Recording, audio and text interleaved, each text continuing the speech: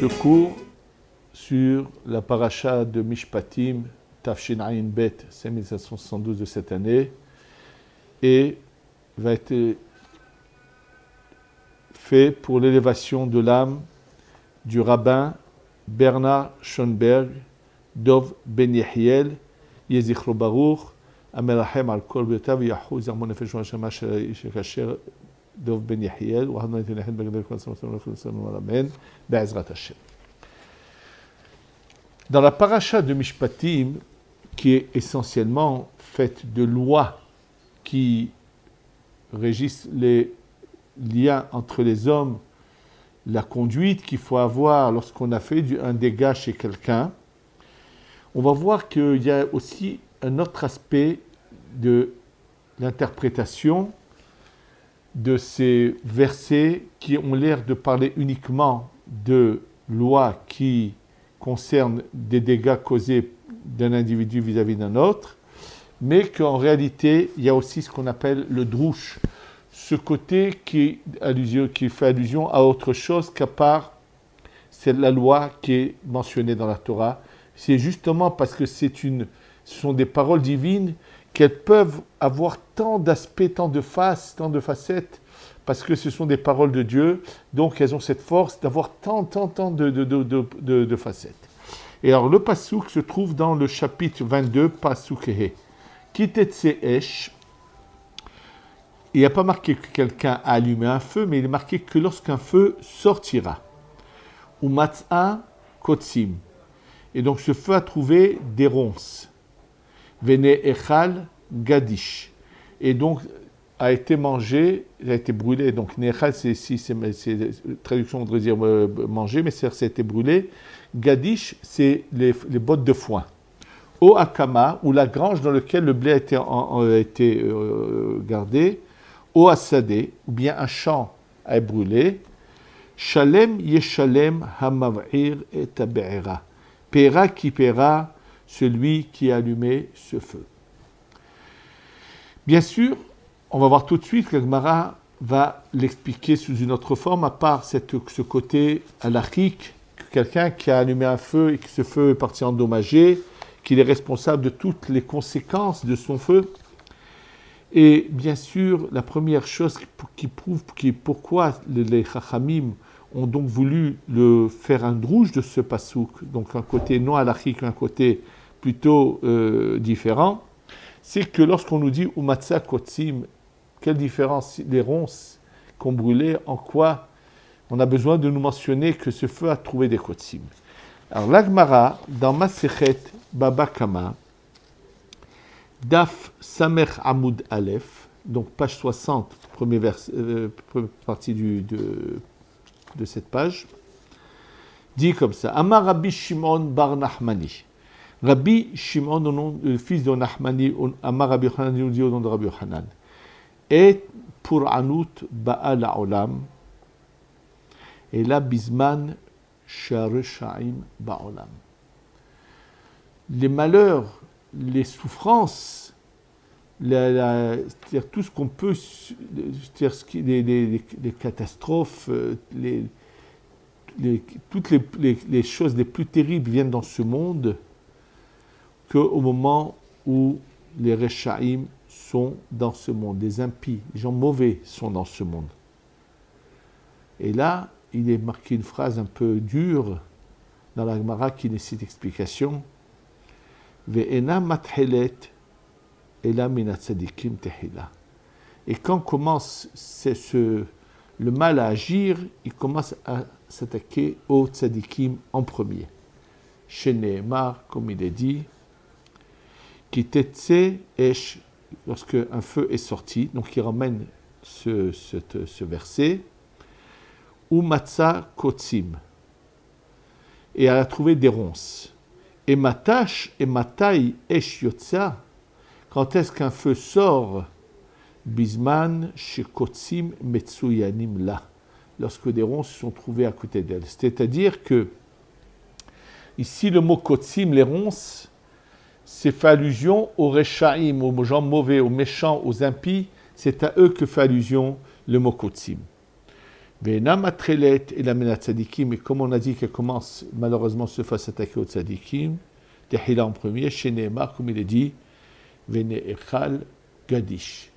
Et donc l'amoncellement de ce qui est bon, qui était gardé pour l'hiver, est détruit en premier. Ve'achal gadish, et mange le gadish, lo Nehemar.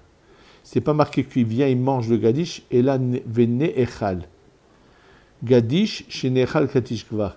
Il est mangé, s'il est déjà mangé, pas il va manger, mais il est déjà mangé. C'est-à-dire que malheureusement, c'est eux qui sont les premiers à subir les conséquences. Bien sûr,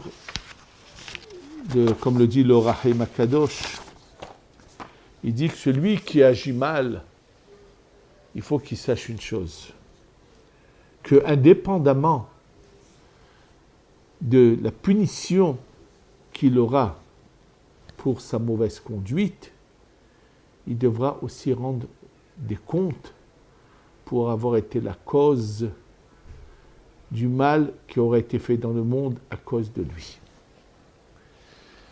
Mais une question, bien sûr, qui va nous sauter à tous aux yeux, c'est comment Dieu, qui est apparemment, bien sûr, c'est certain pas apparemment, mais c'est clair, qui va dans la droiture, où il n'y a rien qui ne soit pas juste chez Dieu. Pourquoi les tzadikim devraient être les sacrifices, devraient subir le mal que font les Rechaim? D'ailleurs, on trouve cet exemple déjà dans le Tanakh, lorsqu'on nous parle du roi Yoshiaou. Le roi Yoshiaou, qui est vers la fin des rois de la lignée de David. Alors, rappelez-vous que David est le premier roi, Shaoul est le premier roi, ensuite commence la lignée de David, qui est roi sur tout l'ensemble du peuple d'Israël. C'est le cas également de Shlomo, le fils du roi David. Mais là, après Shlomo, là, malheureusement, la royauté va se séparer en deux. Il va y avoir les rois qui vont régner sur Juda et Binyamin, donc c'est la lignée du roi David, et les rois d'Israël. Cette séparation a lieu à l'époque du fils du roi Salomon, Rehab'am, qui a une mauvaise attitude, et donc il y a une révolte qui se fait, et c'est le premier roi de la lignée des rois d'Israël, va être Yerovam ben Nevat. Et ensuite, il va y avoir donc des descendants, et dans les rois de David, dans la lignée du roi de David, il y aura quand même des tzadikim, comme le roi Hezkiah, ou bien Yeshayahu, qui est bien plus tard. Yeshayahu est parmi les derniers rois. Et le roi Yeshayahu, lui, va être, après que ce sera déjà fini, il n'y aura plus de roi du côté des rois d'Israël, puisque Sanherib va malheureusement emmener en exil les 10 autres tribus, vont être les premières à partir en exil, vont être exilées les premières, et alors que la royauté de David va quand même continuer sur 2 tribus et demie. Et là, on nous raconte que donc le roi Yehoshia, qui lui va pas aller dans le chemin ni de son père ni de son grand-père qui ont malheureusement fait de l'idolâtrie, mais va être un bon roi et un grand tzaddik. Et d'ailleurs, c'est à son époque que, comme il est dit, qu'il va d'abord détruire tous les autels de l'idolâtrie, et il va donner l'ordre, et va être fait un korban Pessah qui n'aura jamais été fait, et comme dit le verset dans Melachim, qui lo naase ka Pesach hazeh bime hashoftim asher shavtu Israël vechol yimei malchei Israël ou malchei Yehuda. C'est-à-dire un tel korban Pessah n'aura pas été fait depuis l'époque des Shoftim et de tous les rois d'Israël et des rois de Yehuda, qui im b'shmona esre shana lemelech Yoshenu asa Pesach hazeh après 18 ans de règne du roi Yoshiaou, a été fait ce Korban Pessah. Et bien sûr, Rashi, donc c'est dans Melachim Bet, Perek Kav Gimel, Rashi se pose la question, comment est-il possible que il a été fait pour tout le peuple d'Israël puisqu'ils ont été exilés? Et il dit que, en fait, le prophète Yirmiya est allé donc chercher de l'exil, avait ramené de chaque tribu, un peu de chaque tribu, et était revenu, et ils étaient tous sous la domination du roi Yoshiaou. Donc ce roi Yoshiaou est un tzaddik gamour, et malheureusement, il va avoir une fin tragique. C'est que il va sortir à la rencontre du roi d'Égypte qui vient se battre contre le roi de Achour, et là, son corps va être troué par le nombre inimaginable de flèches qui vont être tirées sur lui, sans raison. Ils vont le tuer, et donc le roi Yoshiaou, malheureusement, va mourir d'une mort tragique. Et là, on assiste, malheureusement, à une mort tragique. Et pour quelle raison? Nous dit apparemment le Zohar que pourquoi a-t-il eu une telle mort alors que lui était un roi si bien? Et il nous dit que le Zohar nous dit qu'en fait, il est mort à cause des fautes du peuple d'Israël de son époque. Alors le Zohar se trouve, Zohar Chelek Gimel, 3e volume du Zohar, page 113, 2e volet de la page, et il nous dit, le Zohar, Veda Darish Yeshu Malka Vukmoa Dehu Itfaz Bechovayhu d'Israël. Il a été malheureusement tué à cause des fautes du peuple d'Israël. Comme il est marqué, Ruach Hapenu Meshiach Adonai Nilkad Bishhitotam. Il a été dit sur lui, Ruach Hapenu, le souffle de notre souffle, celui qui est Meshiach Hashem, qui est loin par Dieu, a été pris par leurs fautes. Alors, le Zohar dit, il faudrait se poser la question, si la tête est bonne, tout le monde est protégé grâce à cette tête. Et si par contre la tête n'est pas bonne, tout le monde subit à cause de cela. C'était un bon roi, un tzaddik. Et ses actions étaient bonnes. Pourquoi a-t-il été puni à cause des fautes du peuple d'Israël? Et là, en fait, lui n'a pas écouté le prophète Yirmiyahu. Pourquoi? Les gens jouaient la comédie, faisaient semblant d'être bien, il n'a pas imaginé que c'était pas sincère, donc il ne leur a pas imposé, comme le roi Hezkiah qui avait imposé la marche à suivre de Dieu, qui fallait suivre le chemin de Dieu, et parce qu'il n'a pas cru le prophète Yirmiyahu, c'est pour ça il est mort par leur faute. Bien sûr, le problème, c'est que, de nouveau, la même question qu'on a posée va se reposer. Lui, c'est un tzaddik parce que les gens de sa génération ne sont pas convenables. C'est lui qui va mourir le premier et subir. Et là, on a besoin de la Kabbalah qui vient nous révéler quelque chose. Yoshiaou Amelech ben Amon. Donc Yoshiaou, le fils d'Amon, Aya Gilgul, Ahaz, Aviv Shel Yehezkiyahu. ונהרג במלחמה לכפר עוונותיו הקודמים. Il dit, sache que Yeshiaou, dans ce Gilgoul, dans cette réincarnation, est convenable, mais il est le Gilgoul de Ahaz, le père de Yehezkiyahu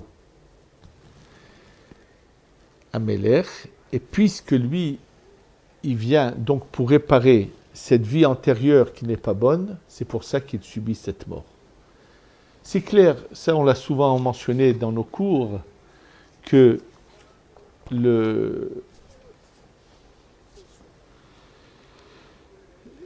ce qui arrive souvent dans la vie est dû à un Gilgul. Mais dans ce cas-là, la question inverse va se poser. Alors pourquoi on fait dépendre cela des fautes de sa génération et du fait qu'il n'a pas écouté le roi Yirmiyahu, le prophète Yirmiyahu? Pourquoi fait-on dépendre l'un de l'autre? Il est vrai que même quand quelqu'un revient en Gilgul pour réparer des fautes d'une vie antérieure, on va lui donner l'opportunité de réparer ces fautes-là sans devoir subir la punition que normalement il devrait subir. On va donner une opportunité. Pour cela, je vais vous rappeler quelque chose que j'ai souvent raconté, l'histoire de grands Mekoubal qui ont vécu il n'y a pas très longtemps, Rabbi Shimon Aaron Agassi, ami du Ben Ishraï et ami également, ami élève un peu du Ben Ishraï, mais ami du Rabbi Udaftaya.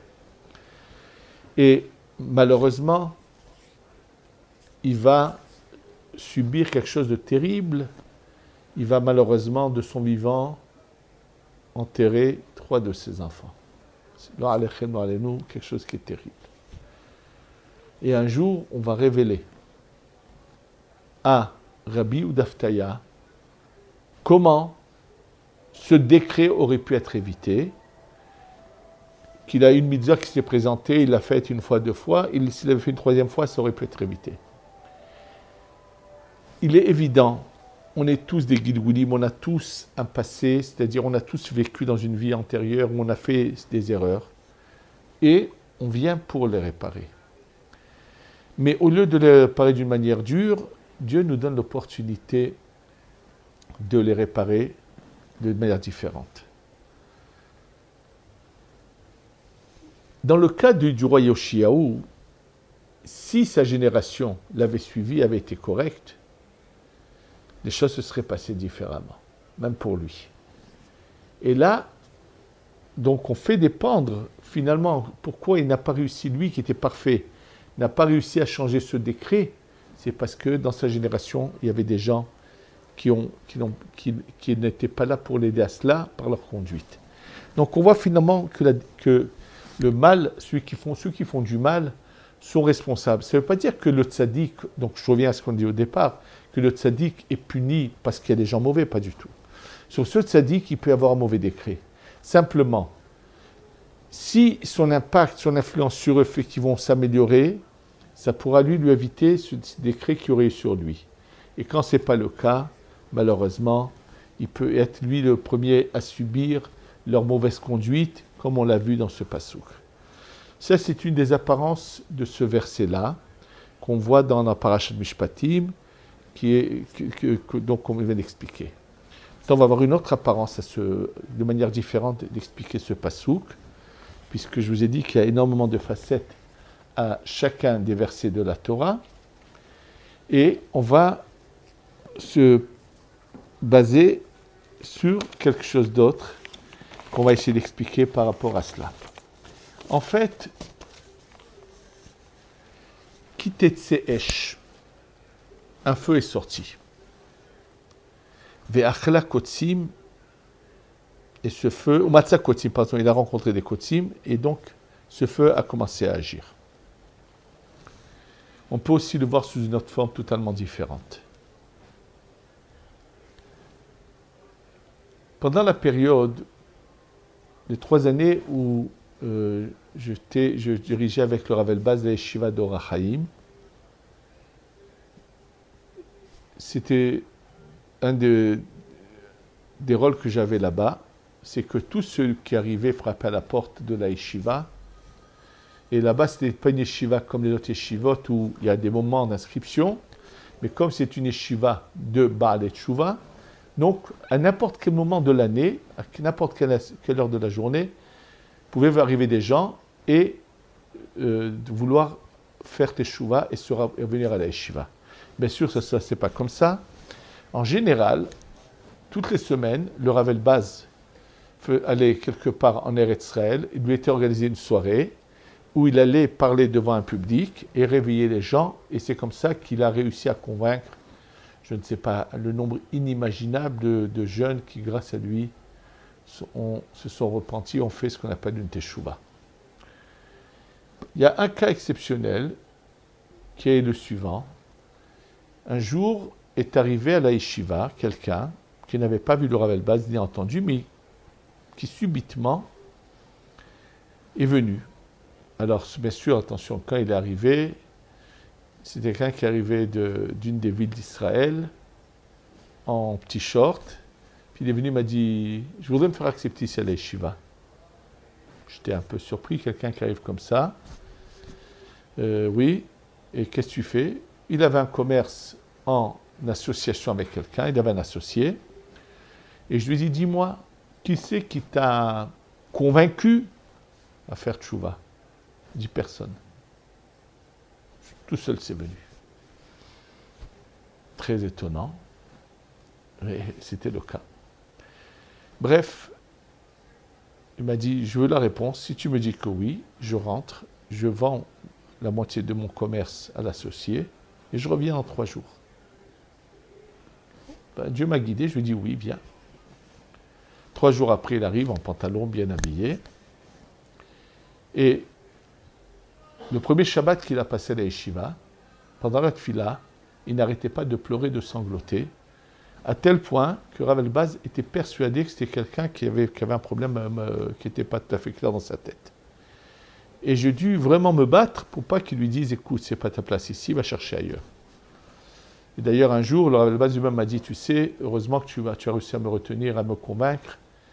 Ça aurait été une erreur de ma part de le renvoyer, puisque vraiment, après, c'est devenu quelqu'un d'extraordinaire qui vraiment a fait énormément de bien à la yeshiva. Et vraiment extraordinaire, c'est pas assez de mots pour dire quelqu'un, c'est devenu vraiment, aujourd'hui, c'est un rav très important, qui a fourni une famille, qui est vraiment, je vous dis, qui est vraiment extraordinaire, quelqu'un de pur, de parfait, de droit, vraiment de très bon. Bon, Baruch Hashem. Le problème, c'est comment se fait-il que tout d'un coup, quelqu'un se réveille comme ça? Pour le comprendre, bien sûr, on va tout de suite lire ce qui a marqué dans Masechet Avot.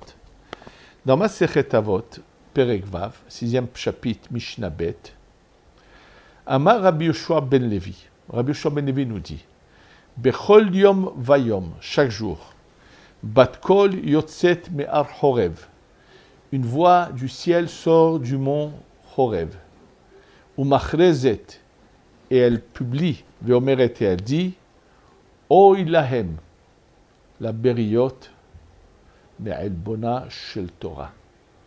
Malheur aux êtres humains de la honte qu'ils font à la Torah. Chez Kol Mishen Naosek Batorah Nikra Nazouf, parce que celui qui n'étudie pas Torah, c'est-à-dire qu'il délaisse la Torah, ils lui font honte, et donc tous les jours il y a une voix qui sort. Et bien sûr, la question qui est posée par le Shlach Kadosh, par le Baal Shem Tov et d'autres commentateurs, cette voix qui sort, si personne ne l'entend, à quoi ça sert? Et ce qui est ramené, bien sûr, c'est que cette voix, notre neshama, notre âme l'entend. Et naturellement, celui qui veut faire cas, celui qui va écouter, qui veut essayer de s'intéresser à la Torah, alors cette voix le pénètre et va le réveiller à faire teshuva. Tous les jours, il y a une voix. Et oui, tous les jours. Et c'est ce qui peut provoquer que chez les gens, tout d'un coup, il y a un réveil, ils se mettent à prendre conscience et hop, ils arrêtent d'avoir leur conduite qu'ils ont. Comme l'a dit également un francophone auquel j'ai eu l'occasion de donner beaucoup de cours et qui me racontait que dans sa vie, il avait eu au départ une vie d'immoralité. Avec combien, malheureusement, de femmes il trompait son épouse. Et le jour où il s'est réveillé, ça a été net, c'était fini. Et les goyotes qui étaient habitués à le fréquenter tous les jours ne pouvaient pas s'imaginer que du jour au lendemain c'était fini. Il leur a dit non, ça y est. C'était non, un point. Et il a fait une très très belle teshuva, bien sûr. Comme ça. Il est un des seuls dans sa famille, malheureusement, qui est marié avec une femme juive et non pas une goya, et qui a fait vraiment cette teshuva qu'il a fait. Et à chacun de nous, il arrive dans la vie que tout d'un coup on a un réveil, même si on n'est pas à une conduite aussi immorale et si basse, mais on a tous besoin de progresser, d'avancer. Et souvent dans la vie, on reçoit de l'aide d'en haut. Il y a une lumière qui vient d'en haut, qui nous réveille et qui nous secoue et qui nous fait avancer. Et ça, c'est un bienfait de Dieu, qui est d'ailleurs mentionné dans le passou, dans la Gemara dit Kol yom yitzro shel adam mitgaber alav Hashem be'ezro lo yecholo. Que tous les jours le Yetzirah veut nous faire tomber, et c'est Dieu qui nous aide à le surmonter et à ne pas trébucher. Ce qu'il faut savoir maintenant, c'est la bonté de Dieu. C'est que bien que ce réveil nous vienne de Dieu, c'est lui qui nous a donné cet élan. Et donc, grâce à cet élan qu'on va savoir exploiter, on va progresser et avancer et devenir vraiment quelqu'un de parfait pendant des années. Est-ce qu'on va être quand même récompensé pour toutes ces bonnes actions qu'on va faire, puisque ce réveil est venu de Dieu? Et là, la Torah vient nous dire que oui. Kitetseesh, un feu de pureté, de sainteté, sort de Dieu et vient chez la personne. Umatsa Kotsim, elle trouve qu'il y a du mal dans cette personne qu'il faut brûler. Il faut brûler le mal qui est dans cette personne. Malheureusement, le problème, c'est que des fois, les gens sont trop attachés à la matière. Alors, pour les aider, des fois, on leur retire cette matière. Donc, Venechal Gadish, Oakama, c'est-à-dire toutes ces choses qui pouvaient leur provoquer cette mauvaise conduite. C'est-à-dire toutes ces formes de matériel qui pouvaient les attirer vers le mal, on leur retire. C'est-à-dire Dieu, non seulement qui réveille la personne, mais il lui retire tout ce qui est autour qui lui fait du mal. Et quand même, donc cette personne fait tchouva et avance dans la bonne voie. Shalem yeshalem amave'eret abera. Paiera qui paiera celui qui a allumé ce feu, qui est Dieu. C'est-à-dire que malgré tout, Dieu nous paye pour toutes notre bonne conduite et nos bonnes actions qu'on aura fait, bien que le départ de tout cela vient de Dieu qui a eu pitié de nous. Donc, c'est encore une autre façon de voir la Torah, et ce qu'il faut surtout savoir, que c'est vrai que Dieu payera celui qui aura su prendre cette aide de Dieu. Mais combien c'est grave celui qui aura été aidé par Dieu et qui finalement sera retombé et aura continué sa conduite immorale. Dieu a tout fait pour l'aider, il n'a pas su le comprendre. Et là, troisième point important, sur ce qu'on vient de dire en ce qui concerne cette Mishnah dans Avot, que Oilahem la Beriot me'el bona shel Torah, malheur aux hommes, aux êtres de la honte de la Torah. Rabbi Chaim Vital dit que ceux qui prennent la Torah que pour un livre de loi, qui veulent ne s'attacher qu'au pshat et n'en faire qu'une science de loi, il dit, il déshonore la Torah, parce que les goïms diront, mais qu'est-ce qu'il y a de différence? Vous avez un livre de loi, nous aussi on a des livres de loi. Il dit que tous ceux qui ne cherchent pas à connaître les secrets qui sont révélés par la Kabbalah de la Torah, eux font honte à la Torah. En tous les cas, chaque année, à cette période-là, nous approchons d'un mois très important, le mois de Hadar, qui sont les premières lettres de Ani Hashem Rofecha. Le Dalet fait allusion au nom de Dieu. Dieu vient nous aider à nous réveiller, à prendre conscience que tout vient de lui. Et donc, c'est comme une sorte de préparation, comme le mois de Elul prépare le mois de Tishrei, le mois d'Adar prépare cette délivrance du mois de Nissan, comme on en a déjà parlé dans d'autres cours. C'est à nous réveiller, à stopper le mal qui est en nous à chercher à honorer Hachem et la Torah et à faire une vraie tchouva. Amen. Je voudrais, cette année, Tafshin Ayin Bet, vous reparler très rapidement du Zecher le Mahatzit HaShekel.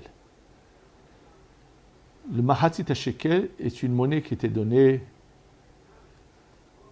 pour les sacrifices du Beth Amikdash, du temple, comme vous le verrez dans d'autres cours où on l'a expliqué en long et en large. Et en souvenir de cela, chaque année, nous donnons l'équivalent de ce qui est à peu près le dixième de ce qui est la valeur du Pidyon Ben, que donc le Mahatzit Shekel, c'est une mesure qui représente à peu près 10 grammes d'argent. Cette année, étant donné que le métal or et argent sont très chers, sachez que l'équivalent du Mahatzit HaShekel en Israël, c'est 40 shekels et un demi-shekel. En France, c'est à peu près l'équivalent de 8 euros et demi. Pour les Américains, pour le dollar, c'est 11 dollars à peu près. Et c'est bien de les donner avant Purim. Bien qu'on a tout le mois de Adar, mais c'est bien de donner avant Purim. Et Zrizi Makdimim. Donc, n'oubliez pas. Et c'est là, par cette occasion, je voudrais vous demander, aidez-nous à continuer à diffuser la Torah. On a besoin de votre aide. Ce kollel dans lequel je me trouve, duquel je donne ce cours, qui est juste dans le mur mitoyen qui est là, juste derrière cette porte qui est à côté de moi là, c'est tous les mois un gros budget pour que la Torah, Baruch Hashem, puisse être entendue dans la vieille ville de Jérusalem, pas loin du Kotel, pour que ces cours puissent continuer à être donnés également.